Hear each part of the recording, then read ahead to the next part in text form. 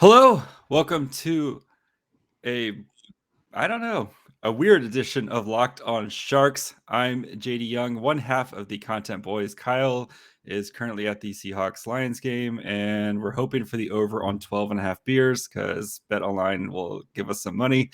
But today I brought in Hunter of Locked on Penguins to talk about a wild Sharks Penguins game.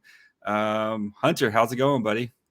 Yeah, it's the first Penguins game in 2 weeks, so it was bound to have something crazy happen. And 4 goals in the first 6 minutes would qualify, and then almost losing a 6-1 lead would qualify as well. So that was a very crazy game. Obviously, happy for the Penguins to get their 8th straight win, but just a lot of back and forth for that one.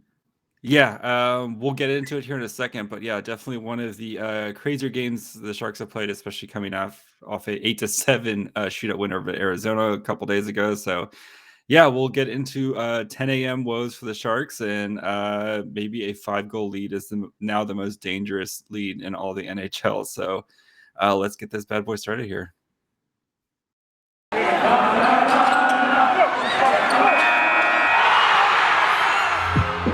You're Locked on Sharks, your daily podcast on the San Jose Sharks.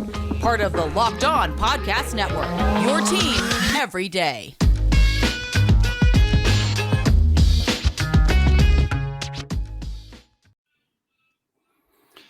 So yeah, I mean, the Sharks 10 a.m. games have been a bane to their existence for a long time. And it didn't help out when it being the first game on a road trip, not having to play 2 games. So I went into this game expecting pretty sloppy period, especially with the first period, especially with the Penguins not having played since December 19th or something like that.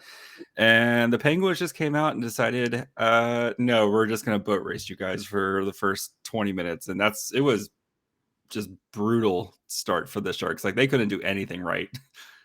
It was weird because when I did the preview for my episode on Thursday, Friday, James Reimer came into this, I think, top 10 in goals saved above expected. He looked anything but that goaltender that I saw in that game. Just couldn't make a stop to save his life. I mean, he's obviously not like one of the top tier starters in the league, but he's still good enough to not have many of those kind of games. And it's honestly not something the Penguins have done a lot this year.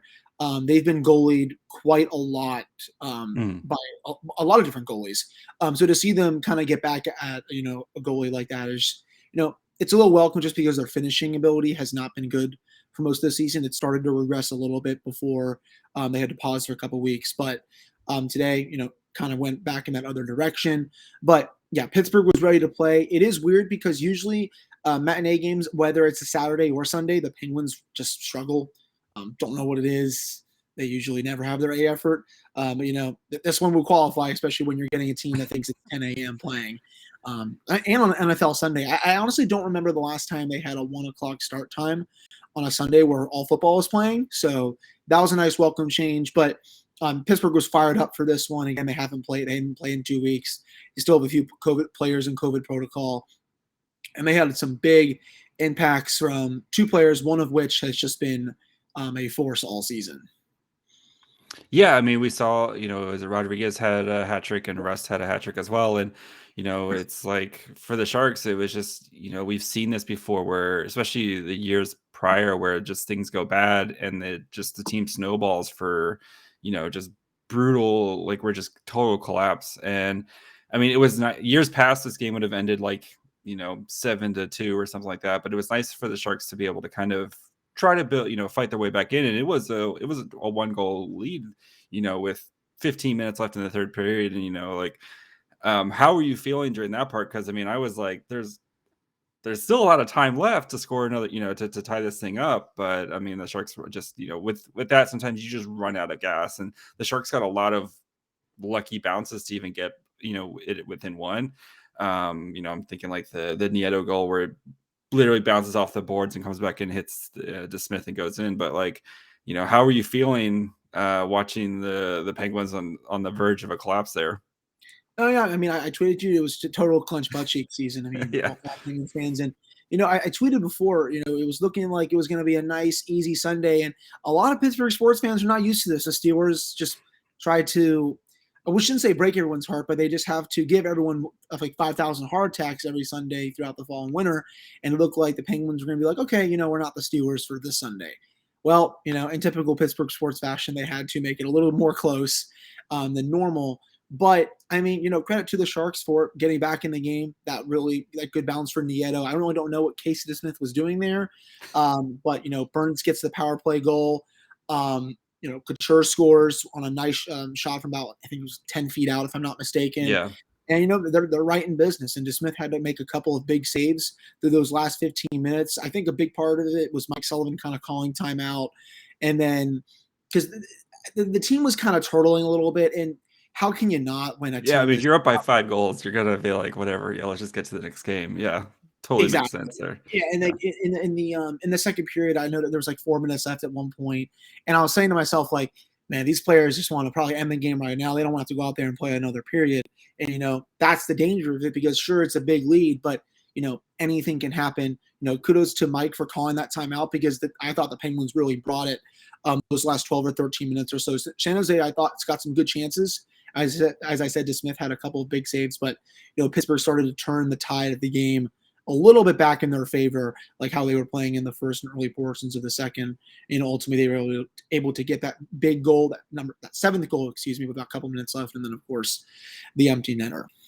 Yeah, and that was at that time that was big, I thought too, where you could see Pittsburgh kind of start to make the push again, especially for after San Jose had been outplaying them for a good chunk of the game there, and then but yeah, and then the penalty by Nieto that led to the final kind of the nail in the coffin there with the power play goal too. It's like, you can't, if you're gonna make a comeback, you can't give up these dumb penalties and stuff. And it's just that was like a positioning penalty where Nieto just was caught out of position type of thing. So but I mean, watching all those goals, Hunter, I don't know about you, but it got me a little hungry. I was exhausted after watching all that. You know what I reached for? What was it? I reached for a Built Bar. There you go. That's a perfect way to go into it. Yes, because it's a new year, so that means New Year's resolutions. If yours is about getting fit or eating healthier, make sure you include Built Bar into your plan. Built Bar is the protein bar that tastes like a candy bar, maybe even better than a candy bar. Built Bar makes it easier to stick with your resolution because it tastes so good you'll want to eat it. Unlike other protein bars, which can be chalky or waxy or taste like a chemical spill, you don't want that. That's why if you want to eat healthy, but it just goes so boring by like week 3, you're like, this isn't worth it. Where's the chocolate? That's where you reach for Built Bars. They're 100% covered in 100% real chocolate. Each bar contains 130 calories, 4 grams of sugar, 4 grams of net carbs, and 17 grams of protein. Compare that to a candy bar, which is usually around 240 calories, 30 grams of sugar, and dozens of net carbs. So make sure you go check out. They have a bajillion flavors to choose from, like coconut almond. What's your favorite one? My flavor, I like the coconut almond and the cherry barcia. Those are my favorites. Cookies and cream all the way for me. I can't get enough of that one. So if you need to go check them out. If you don't know what to pick, they have the mix boxes where you can kind of get a little bit of everything to go try them out. Make sure you guys go to built.com, use the promo code locked15, to get 15% off your order. Again, use the promo code locked15 for 15% off at built.com. All right, we do have a big question. Is Zachary Sawchenko the greatest goaltender in Sharks history or NHL history? Because he was playing out of his mind. I know we said the Penguins kind of turtle a little bit, but coming in, stopping, I think he stopped like 19 of 20 shots, 20 of 21 shots, and made some huge saves to keep the Sharks somewhat in this game for a while. And coming in, I don't know if that was just pure adrenaline coming in on making your NHL debut and stuff like that, because he hasn't had the greatest AHL career, but wow, Zachary Sawchenko, my hat off to you, buddy. I honestly, JD, excuse me, I did not even really know who he was coming into this game. I thought it was just a make a name AHL goalie, and then comes in and probably robs the Penguins of 4 or 5 sure goals. I think Rodriguez was robbed of 1. I think Sid was robbed of 1 or 2. Jake was as well, and he made a lot of really great saves. Where it's almost, I was just kind of saying there like, wow, I wonder he could have started today. I think the game would have been a lot different. But just a really solid job, I thought, for him. And I definitely think he's probably going to get more of a look moving forward. I know Reimer obviously starts the majority of the games, and rightfully so. He makes that kind of money. But do you think that they'll probably start to give him some more reps now that he had, some of his first NHL acts under the belt and looked pretty good against one of the better teams?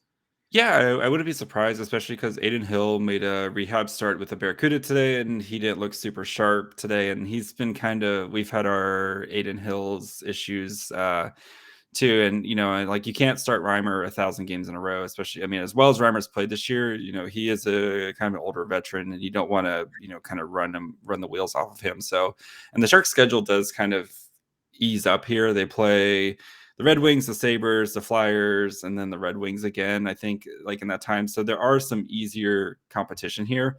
So I wouldn't be shocked if he got start some time on this road trip, especially against one of these kind of basement dwelling teams. But I thought the kid looked good, and I don't know if this is this definitely isn't something that's gonna, we're not finding the next Jordan Bennington or something like that here out of him. But good for the kid. He came in. The guys played hard for him, and it was nice to see after the game where all the guys came out and kind of gave him the little pats on the head and stuff like that, like that you normally would see from a winning goalie. But it's the kid played hard and the team played hard for him, and that's all you can ask for sometimes. No, yeah, for sure. And, if I recall correctly as well, I think this was the Penguins' first win in their last 4 games against the Sharks, if that sounds right. And, they're going to get them again in a couple of weeks when the Penguins make their monster West Coast trip out there. I think that they have a 6-game road trip to there, Vegas. I think Philadelphia is one. No. Dallas is one of the other ones. They just have a huge Western swing coming up. And, I also touched on I was going to get your thoughts on this, JD. I touched on this in one of my episodes last week. Just watching the Sharks today, they still have a lot of that high-end talent, but, I'm still not sure where they're going, this year and just for their immediate future, just because, you look at the team and I'm like, okay, I used to be able to close to name almost every player on this roster. Now I just feel like, there's definitely a lot of unknowns there. It was nice to see Burns get that goal today. As he gets older, obviously his play is going to regress a little bit. Couture still really good. Timo Meyer's having a hell of a season. Mm-hmm. Tomas Hertl, I don't really know what's going to go on there. I've said many times on my show, I'd love if the Penguins be able to get him, but I don't think that's just the price to get him would probably be way too high. Just where do you see the Sharks at overall, like this season and moving forward, just with the core and everything? This is going to be I think this next month is going to be really interesting for the Sharks, especially where, the management's been like, we want to make the playoffs, et cetera. But this team it's kind of just in that creamy middle right now. And it's like, you saw the Penguins are a good to great team, right? I don't know if I'd put them up there with the Colorado's and Vegas's and of the world, but they're going to make some noise in the playoffs, right? Yeah. We saw what happened with the Sharks. When they play these teams, they just get demolished constantly. It's okay. They play the bad teams and they beat the bad teams and they're competitive with the middle teams. But anytime they play anybody with, other than Calgary, who for some reason they just seem to have Calgary's number this year, but they play these teams and they just, they're either scrambling to try to get back in the game or they just don't have it with them. So, I think with what you could get for Hertl, I think they're going to get an offer too good, especially because, what team doesn't want to add either the best 2C in the league or, easily a top 6, forward to your team who has had a lot of proven playoff success. He was he was a catalyst in the Western Conference run. Sharks fans love Tomas Hertl. He's easily the fan favorite right now. But if you're going to be able to get a first round and potentially a team's top prospect, and if somebody doesn't want to offer it, you go to the next team, and because there's going to be teams lined up around the block trying to get Tomas Hertl. So the way the season's going, I have a feeling he's going to be traded at the deadline, and I'm going to be a very, very sad Sharks fan because he's my favorite Shark right now. But it's this you know, like Brent Burns, like you said before, I mean, he scored today, but like Brent Burns has not been the same player, you know, and it's like Erik Karlsson's been amazing this year, but like you can't, you know, it's like you can't, you need a little bit more than Erik Karlsson and Timo Meier, you know, doing stuff. And they just don't have that depth. And I think adding another top end guy to go with William Eklund, this would be good, the best thing for the franchise, because I think they found a centerpiece with William Eklund. And then if you can add that running mate, and I mean, you've, as the Penguins, you know, having those top end guys. I mean, I'm not expecting Eklund to be Crosby or anything like that, but like having those top end guys, you can do a lot of stuff with that, and having that centerpiece. So Yeah, I mean, yeah, like once you have your excuse me, once you have like your core in place, then then your job is a lot easier, just because you just have to get the moves right with building around them.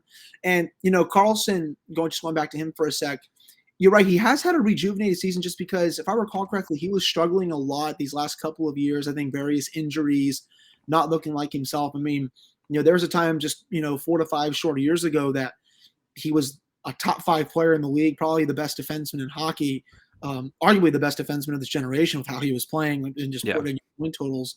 And then comes to San Jose, looks good. It looks good, I think, at the start, and then just kind of it tapers off. I think it's just because of the injuries or something. Like when I was watching, you know, going into today's game and everything, it's not the same with him. And I feel bad, just because he was always one of my favorite players that I loved watching. And, you know, to see, like, you know, a decline in his level, it definitely stinks. And, you know, honestly, the same goes for Vlasic, because he signed that monster contract. I believe it was like 3 or something. For some reason, Doug Wilson thought that was good money. And I think he was on the bottom pair today. And I think that's just a nosedive right there with the underlying numbers and stuff. Yeah, he's been on the bottom pair all season, and he's been flirting with being healthy scratched. It's gotten that bad, and you know, Sharks fans have been, you know, it's brutal. So like, because like Kyle, that's one of his favorite players all time is Vlasic, and like, you know, he was just bad today. I mean, I'm not a big plus minus guy, but I think he was like -3 or something, and he was out there for like 4 goals against type of thing, and it's just like that you know, like Milosh Vlasic combo at the like bottom pair was just getting eaten alive today. And so I would not be surprised to see, I know with Mario Ferraro right now, I wouldn't be surprised for them to try to maybe shuffle up that bottom pair to try to find something. Ryan Merkley is on the taxi squad and with the team right now, so hopefully maybe he could come in and provide at least some more offense. But yeah, it's been just that bottom, especially for a team that's trying to win every game 3-2 behind good goaltending and good defense. And when you give up 4 goals in the first 6 minutes and your defense is a tire fire, and you know, like it's just been bad. So yeah, I have a feeling that this team is probably not a lot more 8-5 losses, but I have a feeling that this team is going to be heading down towards another top draft pick this year, which probably is going to be the best thing for them. So I would say that, you know, I've always had a saying, you know, if you're not competing and you're not tanking, I mean, what are you doing? You're in the middle. And I think that's, you know, that's where the Sharks are right now. And they had that good start to the season, you know, overall. They were in that playoff picture, and they've been 500 for, I would say, the whole year. And then it's just kind of gone a little downhill lately. And I know the Pacific Division stinks. It's probably, I would say, the worst division in hockey. I mean, the Metro's competitive, but yeah, I mean, I see a lot of middling teams there as well. I wasn't as high on our division as I was on others, but I mean, I think they've just created themselves too big of a hole to climb out of. And, you know, they still have a lot of tough games left after, you know, this stretch of a road trip that they have. And I think, you know, the organization needs to see that, like, you know, these middling teams, if you're going to be stuck in neutral, you got to pick a side. And yeah, it's the worst thing. Sitting on the fence the whole time is the worst thing. And that's where Kyle and I have been too. And I mean, people have listened to Locked On Sharks. We know, like, you know, the good time Sharks, good vibe Sharks at the beginning of the season were really fun, you know, but like as soon as William Eklund left, the team has just been not the same. And, you know, and it's okay to be bad again. And, you know, again, if you're trying to build a winning, you know, the whole thing is to win a championship. And if you can find that guy that you think that you can pair with William Eklund, and then you have your superstars for the next 10 to 12 years. Oh, yeah. That's the hardest part, right? So, and I think the Sharks, they've got some bad contracts that they're going to have to either ride out or eat between, the Burns contract, the Vlasic contract's bad. You have Kane, who's, playing on the AHL right now. And it's just, it's going to be brutal for a couple years, but William Eklund's coming, kids. William Eklund is coming. Yeah, he's going to be a force once he's up there full time. Yeah. From the game overall today and just the season, who do you think have been like the Sharks' biggest bright spots overall? Timo Meier, has definitely been a big bright spot. He responded well from being benched. So last game against the Flyers, he was didn't get the puck in deep enough, and then the Flyers ended up tying the game, and then he was benched in overtime, replaced by Matt Nieto of all people, in overtime. Yes. And then, but responded well today, had three primary assists. Yep. So, but Timo Meier has been on fire all year. And then Erik Karlsson, as we talked about earlier, where he's, I think he's fully healthy from that groin injury, that he hurt in the 18-19 year. And, and like, he's just been, he's not the same, like Erik Karlsson, the best defenseman in the world, but he's been, if he's Erik Karlsson, maybe a top 10 defenseman in the world, like that's still pretty good. That's still pretty good, and you'll take that. So yeah, I think those have probably been the two brightest spots for the Sharks, especially coming into the expectations for the season and where they're at right now. So yeah, again, I don't think a lot of people expected them to be at 500 this year. I think, a lot of people thought they would just be one of the basement teams, and I wouldn't say Arizona level bad. That's just no. But bad enough where they would be kind of at a top 5 pick right now, but they're not even at that level yet. But it's still been it's still early. There a lot of stuff can happen, but I'm excited for the matchup coming up in a couple weeks, because I think you're going to see a much more healthier Penguins team, both COVID and injuries. I can tell you for sure Evgeny Malkin is going to be back for that matchup. I think he should be back in the next. He should be back in the next week. He's been full contact for the last few days. They're not really rushing him. He said he wants to be ready for the California road trip. So, voila. But for either the first or second game in, he'll be playing against the Sharks. It might be a little before then. The 3 players from the COVID list will be back. Yeah. Unless, God willing, none other get on the COVID list. But this team is fun to watch. It was a bit of a slow start for the Penguins this year, but I always say this as well. You can count the Penguins out at your own peril. You can say that they're going to miss the playoffs. I don't think anyone's really going to believe you until that actually happens. Yeah. As long as Sidney Crosby still has a pulse, and Chris Letang and Evgeny Malkin and Jake Gensel and Tristan Jarry playing really well, that this team is going to be a pretty dangerous team going into the playoffs, unless they have a epic collapse, I think, at the end of the season. What do you think is, kind of getting out of here on this, what do you think is the one thing the Penguins need to add or do to kind of make them from going from like a really good team to like one of those playoff, like Stanley Cup caliber teams? Ad-wise, I think they might be okay, though. I think just healthy bodies. Yeah. It's mainly being healthy. Yeah. This team has battled so many injuries throughout the season. This is their second COVID outbreak of the year. They were one of the first teams to have it. When your Sharks were going through a huge COVID outbreak, the Penguins were at the same time as well. I think your coach was out. Mike Sullivan was out at the same time. Sidney Crosby was. I know you had a ton of your players out as well. So they just got to stay healthy. I could see Hextall going out and making a trade like he did last year, because he said he wanted to reward the team. Of course, goes out and gets Jeff Carter, and look how great he's been for the Penguins. But I don't know if they're going to do this year, just because I don't see a lot of weaknesses on the roster. Their defensive corps is above average, and that's probably the first time I can say that in quite a few years, just because they've had anchors on the defense. I don't have to remind everyone that Jack Johnson once played for this team instead of their defense.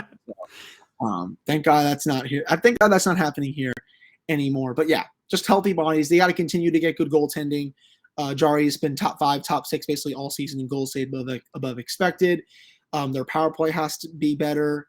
And I think, honestly, they just got to keep finishing their chances a bit better. The depth has been great. Evan Rodriguez is playing like someone who's trying to get $4 million per on his next contract when he makes not even $1 million right now. There's a lot to like with them. I mean, I say, why not them to come out of the East? But I think it would take a lot to probably beat a team like Tampa or Florida in the best of 7. But this is a dangerous team, I think, and if they continue to get healthy, I think they're going to look even better. Yeah, I mean, they look good, and I like I said, I think they're going to make some noise. Like, I don't know if they're quite up there with those other teams, but you never know. The playoffs are a fickle beast, and we've all seen weird stuff happen in the playoffs, especially with both of our teams, where you never know. It's just the right balance and stuff like that. So, Hunter, where can the good people find you? So the content fanboys can find boy here at Hunter Hodies on Twitter. The show's Twitter is at LO_Penguins, and you can find the show on Apple, Spotify, and on YouTube now. It's been on YouTube for the last few weeks. I've been having a lot of fun with that. Been trying to figure out my lighting and stuff. I finally been able to figure something decent out so I don't look like a freaking zombie on my freaking video podcast episodes. But that's where you can find the show. If any of you Shark fans want to come and listen to me blabber about the Penguins, you can find it there. And of course, these two teams will be playing each other really soon again. Yeah, the 15th. I'm trying to go to that game, so fingers crossed. Thank you, Hunter. Even though you have bad takes about tacos online, I saw that the other day. Hard pass when I saw that huge chart, and if I had to take one out of what was it, burgers, pasta, whatever, I'm taking that out every single time. JD, where can everyone find you on the socials in the Sharks podcast, please? They, of course, can find me on Twitter at myfryhole, where I am constantly online. You can find us, of course, at Locked On Sharks, where we shitpost 87% of the time and manifest the other 13% of the time. You can also find us on Facebook, Twitter, and Instagram, same handles, and YouTube. Subscribe. We're, I think, 20 away from 500 subscribers, so make sure you guys subscribe. Once I do, I will recreate the jumbo slide in my living room, so make sure you guys do that. Slam that subscribe button. I'm barely at 50, and I've only been there for a few weeks. So once I get up to there, I'm gonna be cooking. Yeah. So. We'll be back tomorrow. I think we're previewing the Red Wings with the Red Wings guys. What do you got coming up this week, Hunter? Yeah, so the Penguins have off for a couple days. They don't play Tuesday. Obviously this episode will be coming out on Monday. Wednesday they play.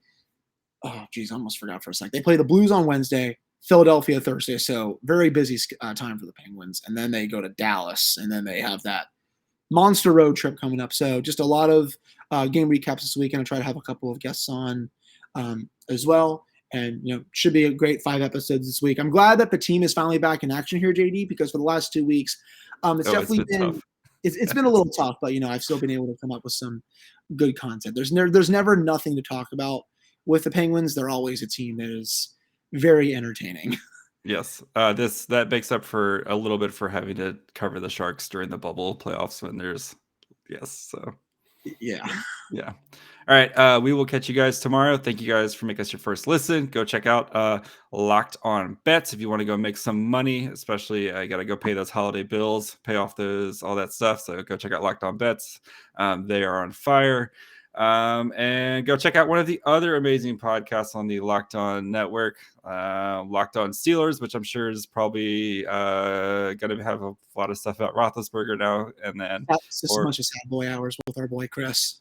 Great guy though. Locked On Warriors. Go watch the best team in basketball. So, and we'll check you guys out tomorrow.